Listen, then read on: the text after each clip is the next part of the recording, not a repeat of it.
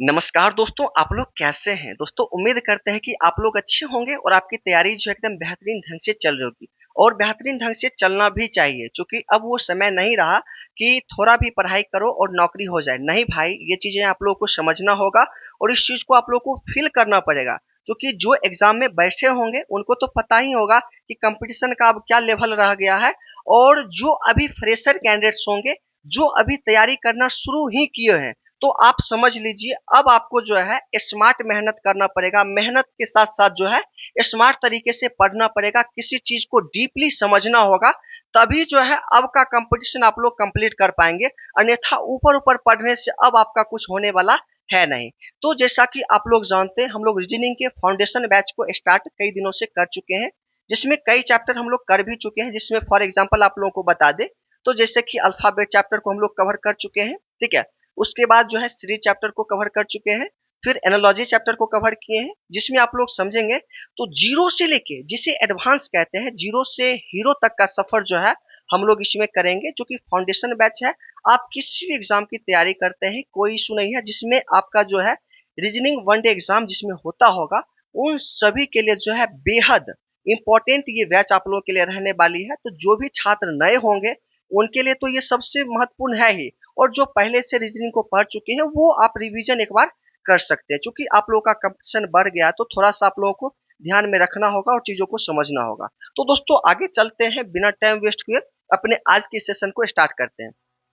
जैसा कि आप लोग देख रहे होंगे, हम लोग आज जो है शुरू करने वाले हैं कोडिंग डिकोडिंग। ठीक है, कोडिंग डिकोडिंग, अब इसे हिंदी में कहें तो दोस्तों कुट लेखन या फिर कुट वाचन के नाम से जानते हैं। ये थोड़ा सा आप लोगों का शब्द नया हो सकता है, नहीं होगा तो वो अच्छी बात है। तो कोडिंग डिकोडिंग का हिंदी अगर कहें तो दोस्तों कुट लेखन या फिर कुट वाचन के नाम से जानते हैं। खैर इसका आप लोगों का यूज नहीं होता है बोलने चालने में, लेकिन जो है आप लोगों को समझना पड़ेगा। चूंकि हम लोग किसी चैप्टर को पढ़ते हैं तो बेसिक पढ़ने का क्या मतलब है कि उसके बारे में हम लोग डीपली समझ पाएँ, वो चैप्टर क्या है, उस चैप्टर को कैसे समझे, क्या चीज़ें हैं उसमें, वो सभी चीज़ को समझना आप लोगों के लिए ज़रूरी होता है। अब देखिए, कोडिंग और डिकोडिंग पढ़ रहे होंगे, तो कोडिंग डिकोडिंग में आप एक चीज़ देखेंगे, तो कोड और डिकोड से ये चैप्टर बना है। अब सबसे पहले कोडिंग डिकोडिंग को समझने से पहले ज़रूरी ये है कि कोड और डिकोड क्या होता है, इसको हम लोग समझेंगे और फिर इसके बाद जो है कोडिंग डिकोडिंग को समझेंगे। जैसे कोड को अगर हम लोग समझे, तो आपकी गर्लफ्रेंड है, ठीक है, वो उसके जो है बॉयफ्रेंड आप एक ही है, ठीक है, ये कोड हुआ। लेकिन डिकोड की अगर बात करें तो आपके अलावा भी दो तीन बॉयफ्रेंड उसके हैं, वो डिकोड हुआ। नहीं समझे? जी हाँ, ऐसा ही होता है। मतलब आपको कहते क्या है कि बाबू सोना, सिर्फ आप ही हो, आप नहीं मतलब बात करोगे, आप मेरे साथ नहीं रहोगे तो मर जाएंगे, जान दे देंगे। अरे भाई 2 दिन उससे अलग होके देखो ना, उसका डिकोड बाहर आ जाएगा। जी हाँ, आपके अलावा भी 2-3 जो होंगे, वो डिकोड कहलाता है। मतलब इस चैप्टर को वैसे ही किसी चीज़ को हम लोग सांकेतिक भाषा में लिखते हैं और फिर उसके वास्तविक रूप में जब जाते हैं, उसे हम लोग डिकोड कहते हैं। आगे हम लोग चलते हैं, समझते हैं। जैसे कि आप लोग यहाँ देखेंगे, तो जब हम अपनी बात को किसी गुप्त तरीके से व्यक्त करते हैं, ठीक है, गुप्त तरीके से कहते हैं कि मेरा जो है बॉयफ्रेंड आप ही हो, आपके अलावा कोई नहीं है। ये तो गुप्त है, आप भी जान रहे हैं कि हाँ भाई, मेरे अलावा कोई नहीं है और कोई जान भी नहीं रहा है। लेकिन इसका जो है विपरीत क्या होता है कि बाद में आप जानते हैं कि इसके अलावा भी और भी इसके राज हैं, तो वो डिकोड हो जाता है। तो ठीक है, तो ये चीज समझ सकते हैं कि जब हम अपनी बात को किसी गुप्त तरीके से व्यक्त करते हैं तो वह तरीका जो है उस बात का कोड कहलाता है। और उसी में तो प्रकार गुप्त तरीके से कही गई बात को जब हम लोग वास्तविक अर्थों में, ठीक है, व्यक्त करते हैं तो वह यह तरीका जो है डिकोड कहलाता है। जो आप समझ चुके होंगे कि किसी शब्द को, किसी वाक्य को जो है कोड में हम लोग बोले तो वो कोड कहलाता है, लेकिन उसके विस्तारित रूप में, उसके जो है एक सामान्य रूप में अगर लाते हैं तो उसे हम लोग डिकोड के नाम से जानते हैं। कोड डिकोड आप लोग समझ गए हैं, अब समझते हैं कि कोडिंग डिकोडिंग क्या होता है। अब देखिए, कोडिंग को हम लोग क्या कहे हैं, कुट लेखन, ठीक है, और डिकोडिंग को क्या कहें, कुटवाचन। अब इसको थोड़ा सा समझिए। कोडिंग तो किसी अक्षर, शब्द, वाक्य, संदेश या फिर सूचना को किसी सांकेतिक भाषा में क्या कहें, सांकेतिक भाषा में लिखने की प्रक्रिया को हम लोग क्या कहते हैं, तो यहाँ पे देखिए संकेतबद्धता या फिर कूटलेखन या फिर कोडिंग कहते हैं, जो आप लोग समझ ही सकते हैं कि मतलब किसी भी शब्द वाक्य संदेश या फिर सूचना की सांकेतिक भाषा, मतलब संकेत के रूप में हम लोग लिखते हैं और फिर उसके जो है लिखने की प्रक्रिया को हम लोग क्या कहते हैं, संकेतबद्धता या फिर कूटलेखन या फिर कोडिंग, ये तीनों नाम से आप लोग जान सकते हैं। कोडिंग भी समझ गए हैं। अब डिकोडिंग पे आते हैं। डिकोडिंग क्या होता है, जिसे कूटवाचन कहते हैं। इसमें किसी सांकेतिक भाषा के लिखे अक्षर, शब्द, वाक्य, संदेश या फिर सूचना को उसके मूल, ठीक है, या फिर वास्तविक रूप में जब व्यक्त करते हैं तो उससे जो है हम लोग क्या कहते हैं, कूटवाचन या फिर डिकोडिंग। तो आप लोग समझ चुके हैं कि किसी चीज को कोड में लिखते हैं तो कोडिंग कहलाता है, और उसके वास्तविक रूप में उसको जो लिखते हैं उसका जो सही अर्थ होता है उसे हम लोग डिकोडिंग, कूटवाचन के नाम से जानते हैं। कोड डिकोड समझ गए हैं, कोडिंग डिकोडिंग समझ गए हैं, ये आप लोगों का बेसिक इंफॉर्मेशन है, ठीक है। अब आगे आते हैं, इस चैप्टर के पहला नोट पॉइंट आप लोगों का होगा कि कोडिंग डिकोडिंग के चैप्टर को पढ़ने से पहले जो है आप लोगों को सबसे महत्वपूर्ण बात बता दे, तो इस चैप्टर के प्रश्न को हल करने के लिए सबसे महत्वपूर्ण जरूरी है कि आप अल्फाबेट चैप्टर के ए टू जेड लेटर के प्लेस वैल्यू आप याद किए हुए हैं, तभी इस चैप्टर को आप समझ सकते हैं या फिर आप लोग पढ़ सकते हैं या इसके प्रश्न को बना सकते हैं। समझ तो जाइएगा ही, क्योंकि हम लोग पढ़ाने जा रहे हैं तो आप समझ जाएंगे। लेकिन अगर इस चैप्टर के प्रश्न को आप लोग बनाना चाहते हैं सही तरीके से और स्पीड में, तो सबसे पहले आपसे रिक्वेस्ट है, अभी ही बोल देते हैं कि आप पहले इस चैप्टर को पढ़ने से पहले आप अल्फाबेट चैप्टर को पढ़ लीजिए, ठीक है। अब रही बात कि वो चैप्टर कहाँ से पढ़ेंगे, तो उसका प्लेलिस्ट बना हुआ है, आप जाके चैनल पे प्लेलिस्ट में देखेंगे तो सबसे पहले जो है आप लोगों को अल्फाबेट चैप्टर ही दिखेगा। वहां पे जाके आप लोग एक बार पूरे क्लास को कर लीजिए, आप लोगों के लिए बेहतर रहेगा, और तब जाके जो है ये चैप्टर के जो भी प्रश्न होंगे आप लोग धुरंधर तरीके से इसे बना पाएंगे। अब आपको ये भी नहीं करें कि मेरे ही क्लास को कीजिए, आप किसी भी अन्य क्लास को भी कर सकते हैं, लेकिन इस चैप्टर को पढ़ने से पहले आपसे रिक्वेस्ट है कि आप अल्फाबेट चैप्टर को पढ़ लें, तभी इस चैप्टर को पढ़ें तो आपके लिए बेहतर रहेगा, ठीक है। आगे हम लोग चलते हैं। देखिए, कोई भी चीज जो है हम आपको सजेस्ट करेंगे, करना ये आपका काम होगा, ठीक है। पढ़ना आपका काम है, बस मेरा बताना काम है, मेरा समझाना काम है, ठीक है। आगे हम लोग चलते हैं, थोड़ा सा हम लोग समझ लेते हैं यहाँ पे, लेकिन आप लोगों को सबसे बेसिक जो है चीजों को समझने के लिए अल्फाबेट चैप्टर को पढ़ना आपके लिए जरूरी हो सकता है, ठीक है। जैसे कि अल्फाबेट का है तो जिसे वर्णमाला के नाम से हम लोग जानते हैं, तो आप लोग बचपन से ही पढ़ते हुए आ रहे हैं ए टू जेड लेटर को।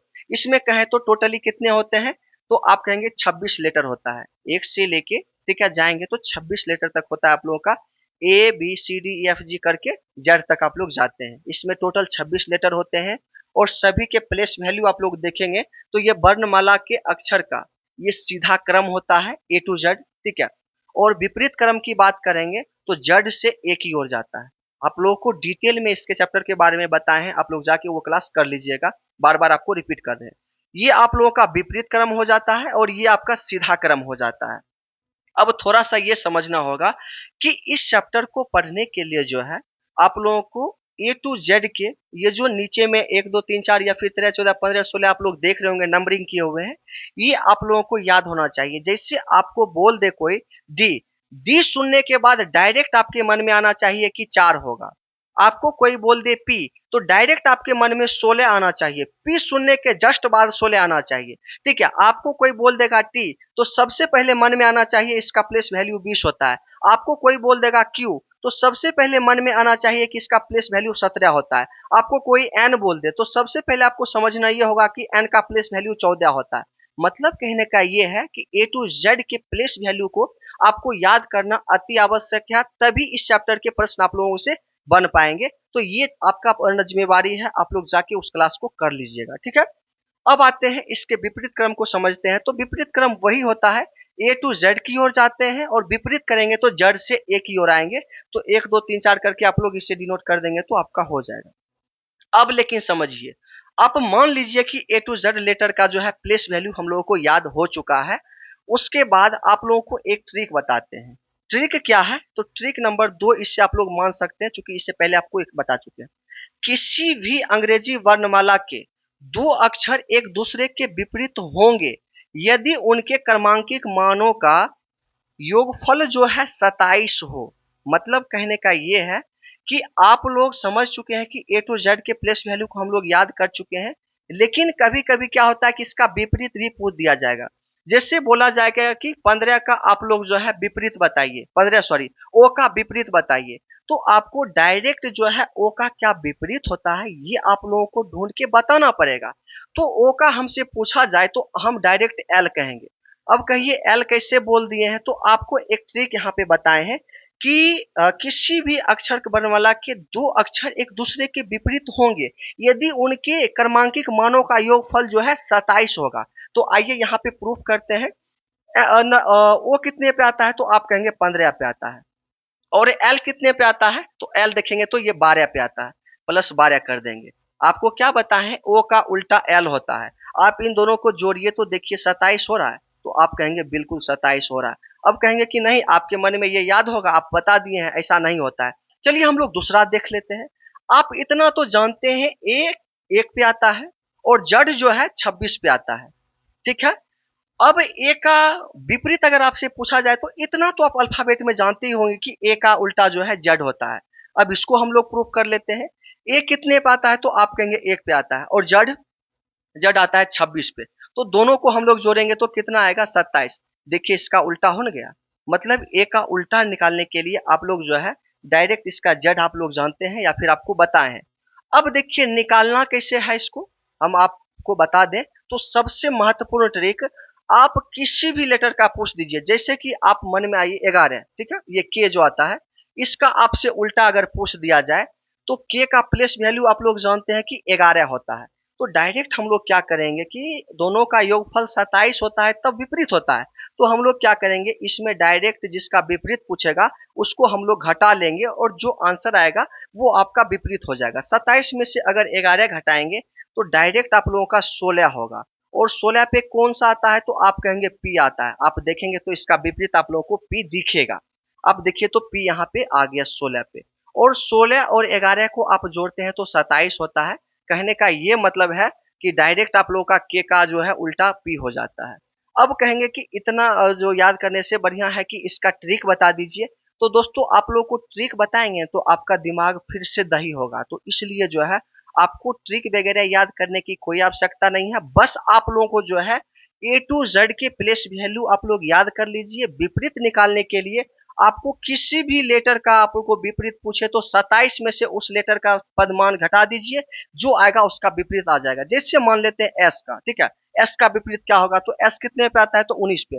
27 में से हम लोग 19 को घटा लेते हैं तो 8 आ जाएगा। 8 पे क्या आता है, तो आप कहेंगे एच आता है, जो इसका उल्टा हो जाएगा एच, ठीक है। तो ये आप लोगों का विपरीत हो जाता है। तो इस तरह से जो है आप लोगों को विपरीत मान निकालना है। इसके लिए कोई ट्रिक वगैरह आपको याद करने की आवश्यकता नहीं है, ठीक है। अब आगे हम लोग समझते हैं, थोड़ा ध्यान से देखिएगा और समझिएगा, ठीक है। अब रही बात अगला, नोट करके एक चीज आप लोगों को बताए हैं।